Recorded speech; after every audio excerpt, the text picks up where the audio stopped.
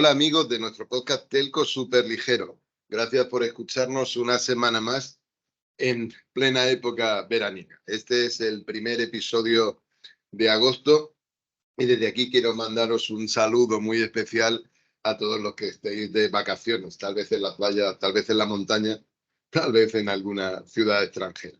Aprovechad para descansar, pero seguid escuchándonos, porque seguiremos contándoos cosas que pensamos que son interesantes, o al menos intentándolo. Y hoy, de manera, yo creo que muy breve, vamos a dar un vistazo a un documento que se ha publicado pues, hace unos días y que nos dan, yo creo que, insights interesantes acerca de lo que supone invertir en la Unión Europea en telco pues para esta década digital, ¿no? en la que estamos inmersos.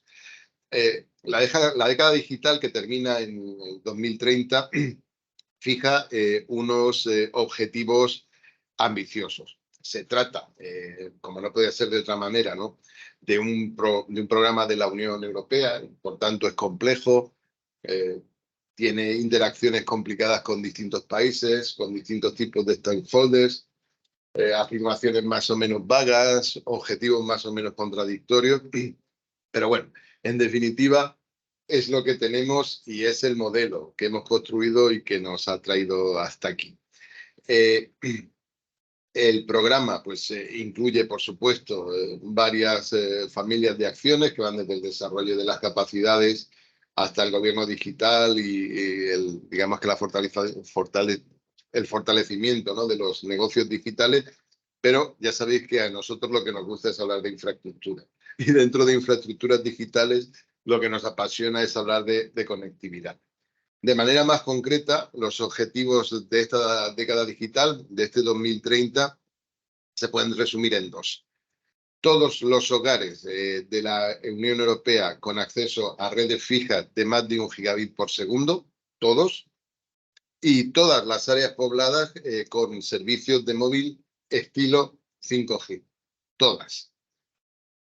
No es el momento ahora de discutir si estos son los objetivos correctos, son pocos, suficientes, eficientes o ineficientes. Hoy de lo que vamos a hablar es de cuánto calculamos que puede costar esto, ¿no? De hecho, como os decía, pues hace unos días se ha publicado un documento de la Unión Europea que fija cuál es el déficit, la inversión restante para toda la Unión Europea y se particulariza país por país, pues para conseguir estos objetivos que os mencionaba. Y la cifra que sale es de alrededor de 147.000 millones de euros, ¿no? Que es dinero, ¿no? Pues para invertir en los próximos 3 años. En realidad, el informe define otro modelo de despliegue integrado en el que se maximizan las sinergias entre los despliegues fijos y móviles, que tiene sentido, y en ese caso estaríamos hablando de unos 120.000 millones de euros de inversión. Este cálculo se hace también incluso identificando cuáles serían los potenciales subsidios que los estados y la propia Unión tendrían que dedicar pues, para conseguir esos objetivos totales de cobertura, haciendo que los operadores pudieran cubrir zonas no competitivas. Estamos hablando de unos 43.000 millones de euros en subsidios o 32.000 si vamos al modelo integrado. Incluso el informe da un paso más y compara estas cifras con los subsidios que ya está previsto dar, que suman aproximadamente unos 19.000 millones de euros, lo cual nos deja un gap de subsidio, si queréis, como cifra para recordar, de en torno a los 13.000 millones de euros. Son cifras grandes, pero hablando de infraestructura, no son espectaculares.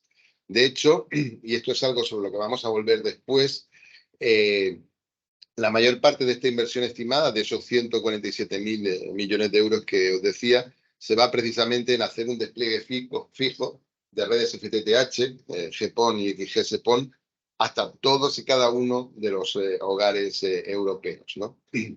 Y para eso estaríamos hablando de que faltan todavía aproximadamente unos 114, 115 mil millones de euros. El despliegue que se prevé, la inversión que se prevé necesaria para ese despliegue de 5G que os mencionaba, es muchísimo menor. Estaríamos hablando de en torno a los 33 mil millones de euros. Entonces, bueno, esta es la foto, la que tenemos. El documento que os recomiendo, pues merece la pena una lectura profunda para entender cómo se ha llegado a estas conclusiones, pero como os digo, es hacia donde de alguna manera las políticas públicas se van a dirigir en la próxima década. En realidad es lo que queda de década, hasta 2030, en los próximos 7 años.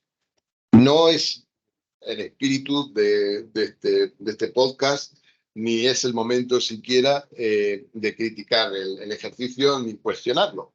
Aunque evidentemente, como en cualquier ejercicio de prospectiva, pues hay claras zonas grises, ¿no? Pues por ejemplo, estamos hablando, como os he dicho, fundamentalmente de un programa de despliegue de red fija. El impacto de la red fija es muchísimo mayor que el de la red móvil.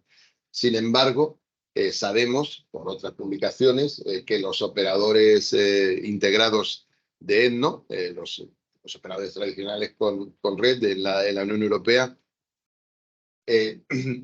estructuran su CAPEX, su inversión de otra manera, y un 60% de su CAPEX se va al móvil, mientras aproximadamente un 40% se va al fijo, lo cual no encaja para nada, ¿no? Pues con las cifras que acabamos de ver. Aquí puede haber varios desalineamientos, pero hay uno claro, y es que buena parte de esa inversión adicional en fijo debe provenir de operadores alternativos. Eso ya está pasando en Europa, eso ya ha pasado en España y sigue continuando, pero desde luego no a estas escalas las que estamos hablando ahora, los centenares de miles de millones de euros.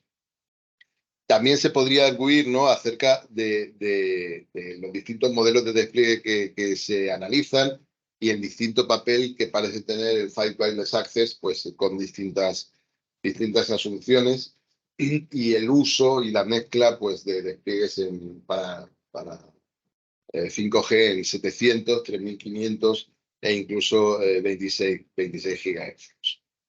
En cualquier caso también, y esto es importante, el volumen de inversión no subsidiada es aproximadamente 104.000 millones de euros.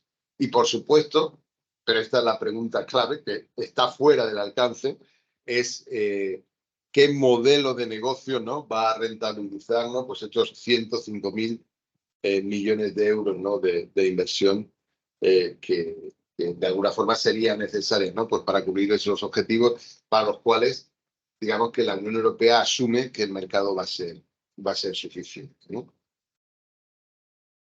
Visto esto, veamos ahora, y yo creo que es muy importante, cuál es el papel de España en este ejercicio de prospectiva, ¿no?, en esta ola de inversión que nos queda por ver.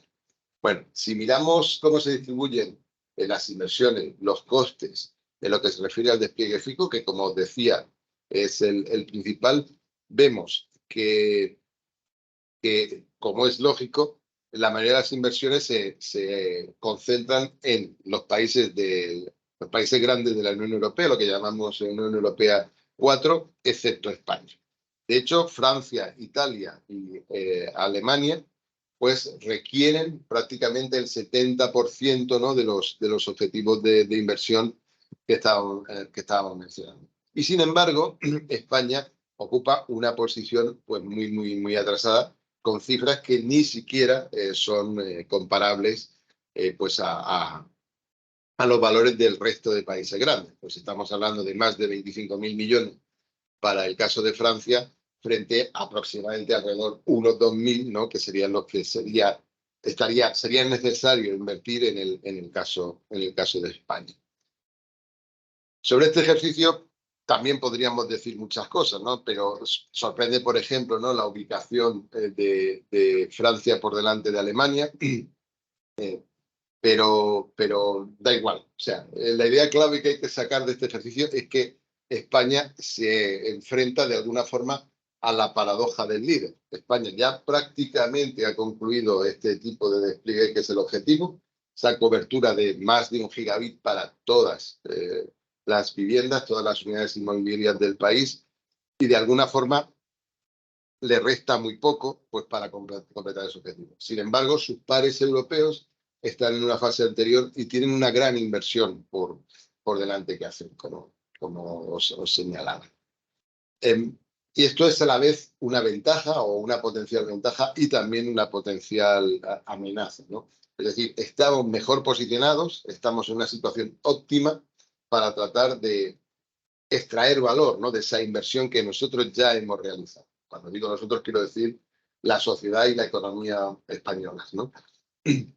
Pero a la vez podemos caer, como os decía, en la paradoja del líder. Es decir, ahora vemos por delante una gran ola de inversión que van a realizar, que probablemente realicen pues, nuestros pares, nuestros vecinos, y es posible que quedemos fuera de esa ola y de alguna forma nos pase por encima y no obtengamos ese liderazgo que en este momento poseemos, ni sea útil ni sea reconocido. Así que queda mucho trabajo por hacer, mucha atención tiene que ser puesta, ¿no?, en esta situación, más allá de congratularnos efectivamente, ¿no?, pues por ser líderes, por haber avanzado.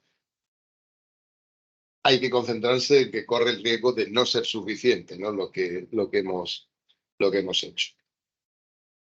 Si hacemos un análisis similar para el despliegue de 5G, que como os decía es de otra escala, ahora vamos a entrar un poco más en los detalles, la situación es diferente, ligeramente distinta, ¿no?, en este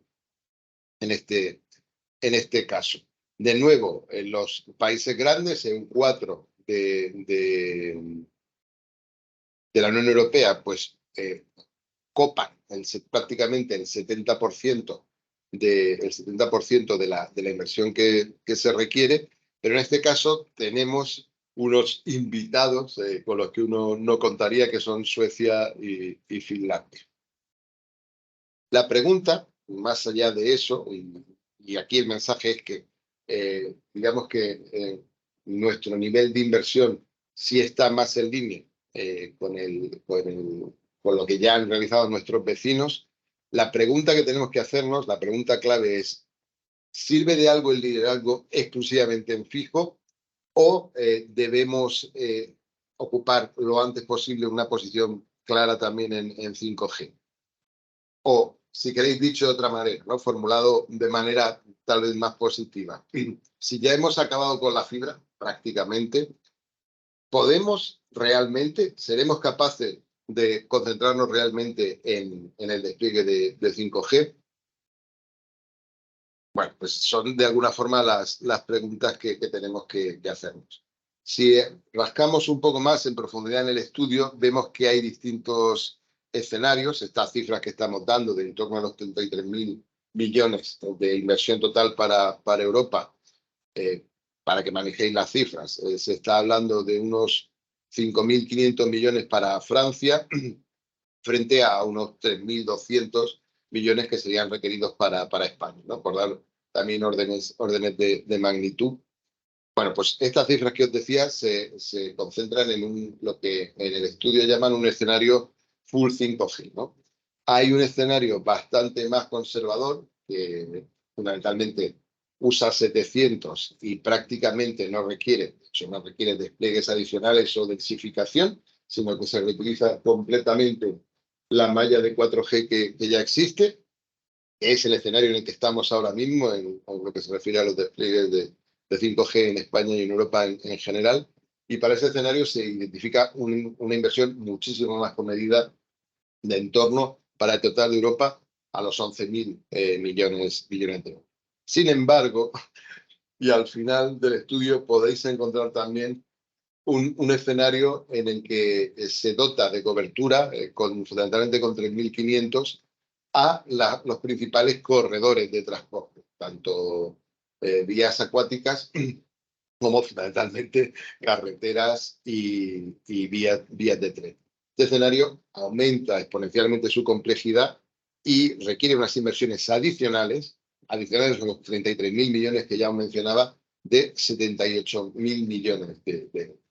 Este es el escenario más desafiante y el que probablemente, ¿no?, deban identificar y deban, de alguna forma, potenciar los países que quieran ser líderes en este tipo de desarrollo. Y fundamentalmente esto era todo lo que os quería contar hoy sobre estos objetivos de la década digital y cuánto va a haber que invertir para cubrirlos. Si me pedís que resuma esto en 4 ideas, yo os dejaría esta sobre la mesa. Los resultados de este estudio son clave también en algo que no hemos mencionado, que es la aparente disputa que existe en torno a la contribución justa, a lo que se llama fair share, por parte de los proveedores de servicios digitales y los proveedores de conectividad, los telcos tradicionales. El argumento clave de fondo, digamos que la pieza que nos viene a dar este estudio es si este dinero no lo van a poner los operadores y no lo pueden poner los estados, si este gap que os decía existe, ¿quién debe cubrirlo, ¿no? Y entonces, evidentemente, pues todos los ojos se giran en una dirección, ¿no?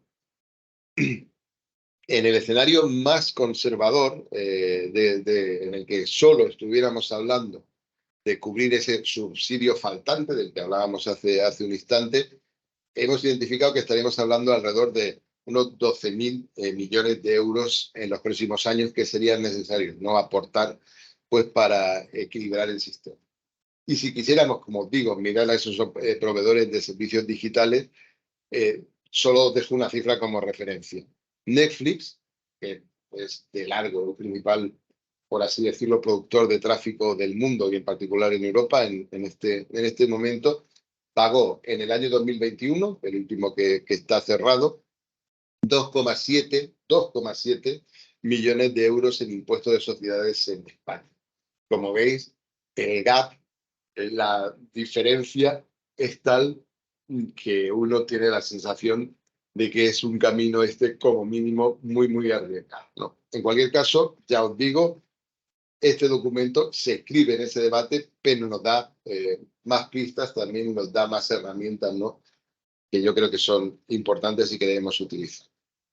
España, en ese marco, es un claro líder en despliegue fijo. De hecho, como os decía, esa situación de líder podría volverse en nuestra contra si no trabajamos siendo muy conscientes de ello, pero desde luego también lo que nos habilita es a la industria española a tener que ser capaces, ¿no?, de exportar nuestro know-how, nuestra manera de hacer las cosas, ¿no?, pues para el resto de Europa, que se enfrenta ahora, ¿no?, a la gran necesidad de dar ese salto que os decía, que, bueno, pues está valorado, como decíamos, en torno a 147.000 millones de euros. Y también, junto a ese liderazgo en despliegue fijo, en despliegue de fibra, tenemos la oportunidad como sociedad, como economía, de avanzar realmente en despliegues realmente ambiciosos y disruptivos. Y como os decía, pues se identifican posibles modelos, aunque no son los centrales, en el ámbito del 5G, ¿no? De alguna manera ya que somos líderes en fibra, continuemos construyendo, ¿no?, para asegurarnos de que somos líderes en 5G y hagámoslo con objetivos realmente ambiciosos. O esto es lo que me gustaría que sucediera. Así que muchas gracias por estar ahí. Nos hablamos.